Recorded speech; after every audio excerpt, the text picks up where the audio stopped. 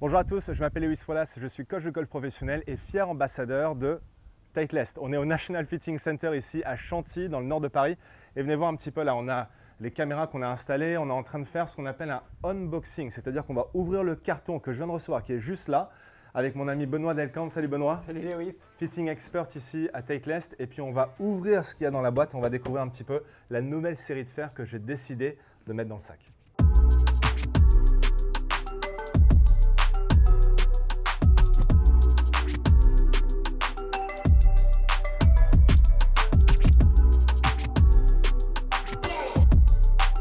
Allez Benoît, ça y est, on y est, toute nouvelle série qui est arrivée. Le unboxing, on appelle ça en anglais. Donc en français, comment on appelle ça d'ailleurs, unboxing? On reste sur le... On reste sur l'unboxing. Donc du coup, le carton avec les T100S, T200. C'est ça. C'est la première fois que j'ouvre le carton et que je vais découvrir avec vous en même temps. C'est toujours, on a l'impression, tu sais, que la voix du dieu du golf qui fait l'impression que c'est un peu Noël. Donc on va rester d'abord sur le fer neuf ici. Donc la toute nouvelle gamme T100S. Est-ce que tu peux nous dire un tout petit peu, pendant que j'ouvre petit à petit, que je découvre mes clubs, quelle est finalement la différence entre les T100 et la série T100 de l'année dernière, ou il y a quelques années, et puis celle qui vient à peine de sortir? Alors, on a lancé deux nouvelles T100. Alors, une T100S et une T100 qui ont exactement les mêmes matériaux, qui ont exactement les mêmes caractéristiques de matériaux. La seule différence, entre guillemets, qu'on va avoir entre ces T100 et T100S, nouvelle génération, c'est 2 degrés plus fermé sur la totalité de la série par rapport à la T100. Ouais. Donc T100S sera fermé de 2 degrés pour justement créer, pour des golfeurs qui ont un peu de hauteur, un peu moins de hauteur et un peu moins de spin éventuellement. Alors ce qui est intéressant, c'est que donc, ma dernière série, c'était la T100, pas T100S. Et effectivement, en fait, ce que j'ai retrouvé, c'était ce toucher vraiment tellement agréable du T100, mais avec le fait que du coup, j'avais plus de distance au niveau de mes fers, mais la même précision.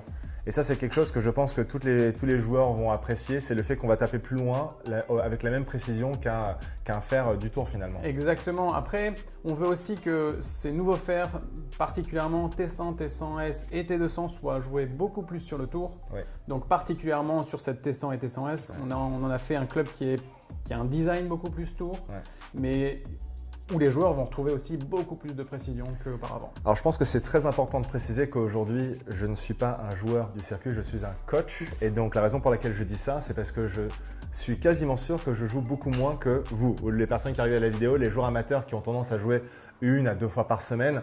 Moi, en l'occurrence, j'ai l'occasion de jouer une vingtaine de fois dans l'année. Donc, j'ai l'occasion de jouer 2 fois par mois en moyenne, puisque du coup, le coaching prend tout mon temps. Et donc, quand je suis parti faire mon footing avec Benoît, je lui dis « Benoît, il me faut de la facilité. Je ne joue pas autant qu'avant, donc ce qui veut dire que je n'ai pas autant la même précision qu'avant. » Par contre, c'est vrai que j'ai gagné en distance, et particulièrement si vous n'avez pas vu la vidéo avec le driver TSI, j'ai tapé un drive ici même à 305 mètres, ça c'était une belle journée. Mais donc du coup, c'est vrai que la distance, quand on a de la distance mais qu'on ne s'entraîne pas, forcément la précision prend un coup. Et donc j'ai dit à Benoît, Benoît, il me faut de la facilité parce que j'avais le ressenti qu'avec les T100, même si c'était franchement une gamme de fer incroyable, qu'il fallait vraiment que je m'entraîne pour avoir cette précision que je recherchais. Et là, c'est exactement ce que j'ai retrouvé avec la T100S. C'est exactement ce qu'on a retrouvé. On a gardé vraiment le même shaft parce que tu avais l'habitude et ce shaft que tu avais auparavant fonctionnait très bien. Donc, si tu peux leur dire, c'est Project X 6.0. C'est le Project X 6.0, donc d'un point assez lourd avec un point de flexion assez haut. En revanche, à l'intérieur de la tête, comme tu voulais un peu plus de tolérance, à l'intérieur, par rapport à une CB ou une MB qui sont des lames ou des cavités, on a 2 points en tungstène qui sont placés en talon et en pointe qui sont beaucoup plus denses qu'avant et qui vont vraiment créer cette stabilité et cette tolérance supplémentaire. Ouais, et ce qui est super intéressant, c'est qu'on est parti sur une série combo. Donc, c'est-à-dire que la T100S, on n'est pas parti du pitching wedge jusqu'au fer 4.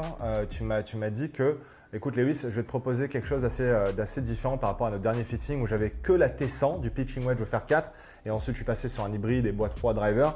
Là, on est passé sur du wedge au fer 6 il me semble, ou au fer 7 même. On est monté un petit peu plus en revanche sur vraiment des fers assez longs, donc 3 et 2. Là, on est passé sur des T200 pour vraiment créer un maximum de tolérance. C'est ça, parce que vous le savez aussi bien que moi, quand on arrive vers les fer 5, fer 4, fer 3, la précision, ça commence à devenir compliqué parce que le club est moins tolérant. Et là, pour le coup, même moi, je suis coach de golf, donc quand j'étais amateur et je suis passé pro, j'avais un index de 0. Mais en l'occurrence, j'ai voulu vraiment aller vers la facilité, vers la tolérance. Donc quand je suis allé monter en gamme sur les fers, je suis parti sur une T200 qui me donnait la même sensation que j'avais sur un petit fer en T100S, c'est-à-dire agréable, facile à jouer, précis, tolérant. L'avantage de cette série T200, c'est qu'elle va avoir une semelle légèrement plus large, donc un peu plus stable et plus de tungstène, mais on va garder l'insert de la face forgé, et donc c'est là où tu vas retrouver vraiment un toucher agréable sur des longs fers. Alors parlons un petit peu maintenant de la stratégie du fitting, parce que c'est vrai qu'on parle souvent du matériel, des clubs, etc. Mais je suis venu avec une vraie stratégie en tête, n'est-ce pas? Je suis venu de voir Benoît et j'ai dit écoute, voilà, les 20 parcours que je fais, 90% des parcours, c'est le même parcours. C'est dans le sud de la France, c'est là où mon père, toute ma famille vient, c'est là où il habite. Et donc en l'occurrence, je t'ai dit écoute, mon objectif premier, c'est de les battre. Donc on a décortiqué un petit peu le parcours. Et je t'ai indiqué en fait les clubs que je jouais le plus, les clubs où je jouais le moins. On a regardé les trous finalement sur mon parcours à la maison en disant voilà les trous où j'ai du mal parce que je sens que je suis entre deux clubs. Et en l'occurrence, la conversation que j'adorais avec Benoît, c'était de customiser le sac complet par rapport à mes vrais besoins. Donc je sais que la majorité d'entre vous, vous jouez le même golf. Pour pas dire 60 à 80% du temps, vous allez jouer le même parcours. C'est très rare que je rencontre des golfeurs, même s'il y en a de plus en plus, mais qui jouent plein de parcours différents. Souvent, on a comme ici à Chantilly, c'est un parcours de membres, les golfs viennent ici tout le temps. Donc, en l'occurrence, ce que je vous encourage à faire, c'est vraiment de prendre vos 10 dernières parties et de vraiment y aller trou par trou. Alors, ça peut vous prendre une petite demi-heure, mais je vous garantis, moi j'ai fait cet exercice encore hier, ça va être très rapide quand on connaît son propre parcours. Et là, ce que je voudrais que vous fassiez, c'est de partir du trou 1 au trou 18 et compter le nombre de fois où vous jouez le driver, le nombre de fois où vous jouez votre bois 3, votre hybride, votre fer 4, votre fer 5, etc. Et monter en gamme jusqu'au putter pour compter le nombre de fois où vous utilisez vos clubs. Et moi, ce que j'ai remarqué quand j'ai fait cet exercice-là, c'est le bois 3. J'ai utilisé une seule fois sur le parcours de 18 trous pour attaquer un par 5 en 2. Et ce que j'ai constaté quand je sortais ce bois 3, c'est que le nombre de fois où je touchais le green était vraiment très très peu. C'est-à-dire que j'ai compté sur les 10 derniers parcours, je l'avais tenté 10 fois et je l'avais touché une seule fois le green en 2 avec le bois 3. Donc je me suis dit, le retour sur investissement finalement là, il est pas du tout bon. On peut optimiser. Une alternative. Donc ce qui se fait que quand je suis allé voir Benoît, je lui ai dit, écoute, sur les 4 derniers trous, j'ai vraiment beaucoup de mal à sortir une belle mise en jeu parce que je ne me sens pas à l'aise sur 3 trous sur les 4 derniers. Donc je voudrais avoir la même précision qu'un fer 8, mais en l'occurrence, j'ai besoin de faire une certaine distance. Et c'est là où tu m'as justement proposé le fer 3 et le fer 2 en T200 en me disant, écoute, là, tu vas avoir la distance d'un hybride avec tes fer 2, fer 3, mais en l'occurrence, avec la précision d'un fer intermédiaire. C'est vraiment l'avantage de ces fers utility, c'est qu'on va garder la tête d'un fer classique, bien entendu avec un peu plus de tungstène, de technologie intérieure, qui va rendre le club plus tolérant. Mais on va encore une fois garder le même shaft, la même longueur que ta série. Et c'est ce qui va vraiment créer toute cette précision, mais en créant de la longueur parce qu'on va avoir des lofts beaucoup plus fermés avec forcément des fers 3 ou des fers 2. Ouais.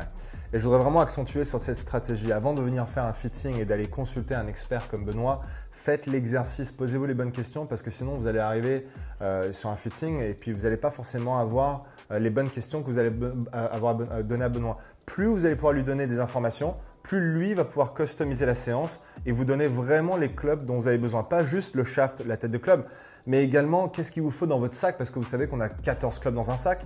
Et en l'occurrence, moi j'en ai 16, j'en enlève donc 2 dépendant si je change de parcours ou pas. Mais à Sainte-Maxime, je sais les 14 clubs, je sais que chaque club a son objectif à un certain moment donné sur le parcours. Et c'est l'objectif aussi du fitting, c'est qu'on voit beaucoup sur le terrain à Chantilly des golfeurs qui arrivent avec des hybrides ou des longs fers qui sont vraiment très proches en termes d'ouverture et qui sont très proches en termes de distance. Et c'est là où l'intérêt du fitting prend place parce qu'on va vraiment étalonner et créer un club qui va faire une certaine distance. Et on pourra aussi ajouter des clubs, des wedges par exemple, parce qu'on va passer beaucoup de temps autour du green. Donc ça va vraiment permettre d'apporter une cohérence dans le sac de golf. Je finirai là-dessus. J'ai une élève en fait que j'ai en cours. Je pense à elle et je passe un coucou à Corinne, mais qui en l'occurrence avait un bois 3 et un bois 5 Titleist. Et en fait, en séance de coaching, en fait, avec le radar, on s'est aperçu qu'elle avait très très peu de différentiel entre le bois 3 et le bois 5. elle faisait sur une bonne balle touchée 10 mètres de plus avec le bois 3. Mais en l'occurrence, ce qui se passait, c'est qu'avec le bois 3, elle ne touchait pas aussi bien son club que le bois 5. C'est pour ça qu'il y avait cet écart qui était trop petit. Et par contre, elle n'avait pas de driver dans son sac. Donc en l'occurrence, je lui dis écoute, il y a un des deux clubs qui ne sert à rien là. Donc il faut le sortir parce que ça te gâche un club dans le sac pour rien. Et on va le remplacer par un driver qui va te permettre en fait finalement d'aller chercher ces 20-30 mètres en plus avec un tee sur le départ qui te permettra en l'occurrence d'avoir un club qui sert à quelque chose. Et qui crée de la distance parce qu'il y a trop peu de différence. Il y a trop peu de différence entre les deux. Ok, bon, en tout cas, on va dans cette vidéo vous montrer un petit peu les différents, voilà à quoi ça ressemble. Ils sont juste magnifiques. J'ai même pas encore ouvert tous les clubs, mais on va vous montrer un petit peu à quoi ça ressemble. Benoît, merci beaucoup. Si on veut réserver un fitting, où est-ce qu'on peut le faire? Alors, il y a deux façons de réserver un fitting au Titleist National Fitting Center.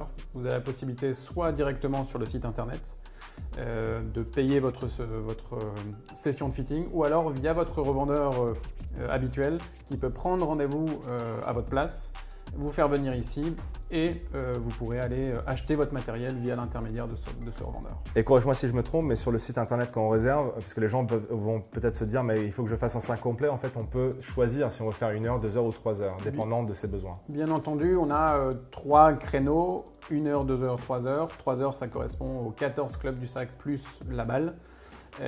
Et après, on peut choisir des catégories de fitting, soit 1 heure, soit 2 heures. Aussi à préciser, important, la particularité du Fitting Center à Chantilly, c'est qu'on tape avec des vraies balles, des balles. Donc en l'occurrence, on a des vraies datas qui correspondent vraiment à la réalité et qui ne sont pas faussées de temps en temps par des balles qui ne sont pas forcément des balles premium. Voilà. Donc Benoît, encore un grand merci. C'est Noël en avance. Merci beaucoup. Merci à toi. Si vous avez une trajectoire de balle qui est beaucoup trop prononcée avec une balle qui finit à droite par rapport avec une ligne de jeu, c'est sûrement dû au fait que vous avez un chemin de club qui est extérieur-intérieur par rapport à la ligne de jeu. Donc vous avez un chemin qui va vers la gauche de votre ligne de jeu avec une face de club qui est ouverte par rapport à votre chemin de club. Deux choses importantes à savoir.